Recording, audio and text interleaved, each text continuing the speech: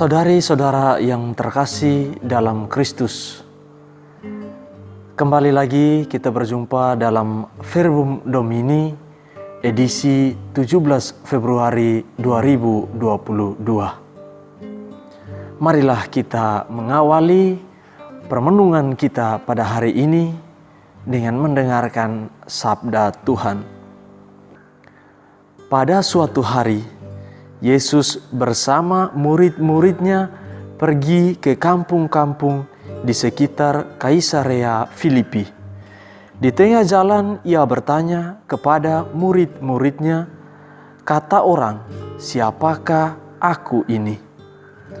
Para murid menjawab, "Ada yang mengatakan Yohanes Pembaptis, ada juga yang mengatakan Elia, ada pula yang mengatakan seorang dari para nabi." Yesus bertanya lagi kepada mereka, "Tetapi menurut kamu, siapakah aku ini?" Maka Petrus menjawab, "Engkaulah Mesias." Dan Yesus melarang mereka dengan keras supaya jangan memberitahukan kepada siapapun tentang Dia. Kemudian mulailah Yesus mengajarkan kepada mereka bahwa Anak Manusia harus menanggung banyak penderitaan. Ia akan ditolak oleh para tua-tua, imam-imam kepala, dan ahli-ahli Taurat, lalu dibunuh dan bangkit sesudah 3 hari. Hal ini dikatakannya dengan terus terang. Tetapi Petrus menarik Yesus ke samping dan menegurnya. Maka berpalinglah Yesus dan sambil memandang murid-muridnya, ia memarahi Petrus, katanya, "Enyalah iblis, sebab engkau bukan memikirkan apa yang dipikirkan Allah, melainkan apa yang dipikirkan manusia." Demikianlah sabda Tuhan. Terpujilah Kristus. Saudari-saudara yang terkasih dalam Kristus, bacaan yang telah kita dengar mengajak kita untuk merenungkan tentang Kristus Yesus sebagai Mesias. Ketika di tengah jalan, Yesus bertanya kepada murid-muridnya, "Kata orang, siapakah aku ini?" Para murid pun menjawab, ada yang mengatakan Yohanes Pembaptis, ada yang mengatakan Elia, ada pula yang mengatakan seorang dari para nabi. Lalu Yesus mulai bertanya kepada orang-orang di dekatnya, yaitu para murid yang selalu ada bersama dengan Dia. "Menurut kamu, siapakah aku ini?" Maka Petrus dengan tegas menjawab, "Engkaulah Mesias." Ketika Yesus mendengar bahwa Petrus telah menjawab, dia adalah Mesias, Yesus melarang mereka dengan keras supaya jangan memberitahukan kepada siapapun tentang Dia. Larangan Yesus ini karena Dia tidak mau agar identitasnya sebagai Mesias diketahui oleh banyak orang, sehingga membuat orang banyak datang berkerumun dan mengikuti Dia, bahkan mungkin akan mengangkatnya sebagai raja. Karena kita tahu sendiri bahwa kata Mesias yang berasal dari kata Ibrani artinya yang diurapi. Dan Mesias yang diurapi oleh Allah ini, yang mereka mengerti adalah Dia seorang raja yang akan datang menyelamatkan orang-orang yang tertindas, membawa keadilan, akan melawan penguasa-penguasa. Dan Dia akan besar namanya dan menjadi raja yang sangat kuat. Oleh karena itu Yesus melarang para murid untuk memberitahukan kepada orang lain tentang identitasnya sebagai Mesias ini.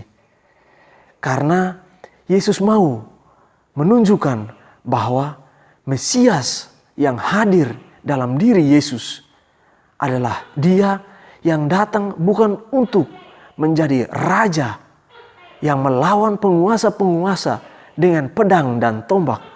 Bukan untuk menjadi raja yang mengumpulkan pasukan yang begitu banyak untuk melawan penguasa-penguasa yang menjajah bangsa Israel. Tetapi Mesias yang dimaksud Yesus adalah Mesias yang datang menyelamatkan orang dengan menghapus dosa-dosa mereka. Menyelamatkan orang untuk keluar dari situasi keterpurukan mereka, yakni kemenangan atas maut.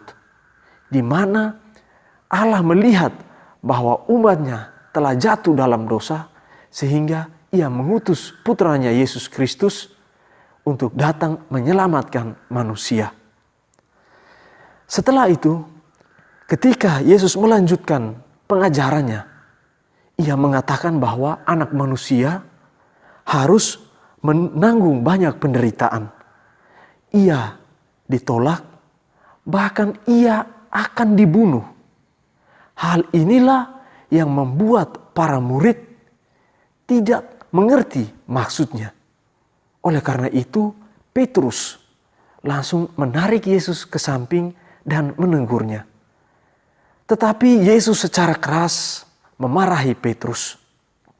Karena Ia bukan memikirkan apa yang dipikirkan Allah, melainkan apa yang dipikirkan manusia. Para murid mengikuti Yesus karena mereka percaya bahwa Dia adalah Mesias.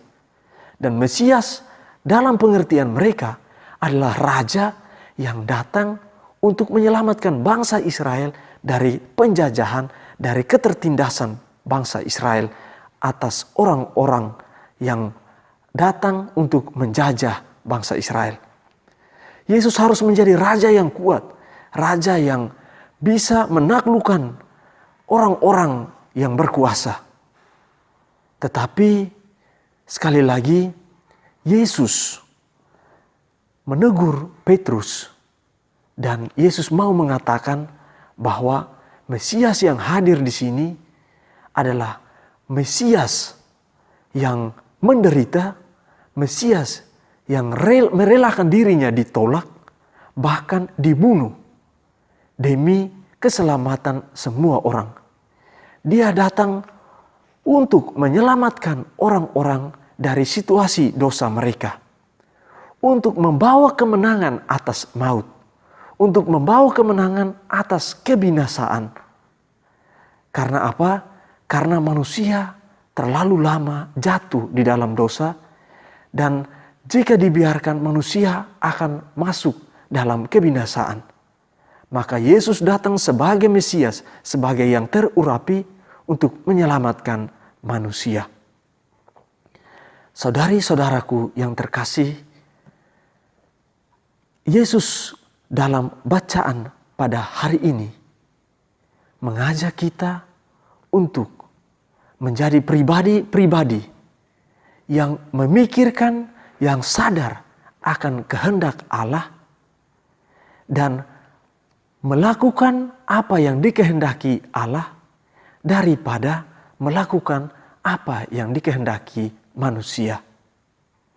Semoga melalui bacaan hari ini kita semakin kuat, semakin beriman teguh pada Kristus, bahwa Dialah Mesias yang datang untuk menghapus dosa-dosa kita.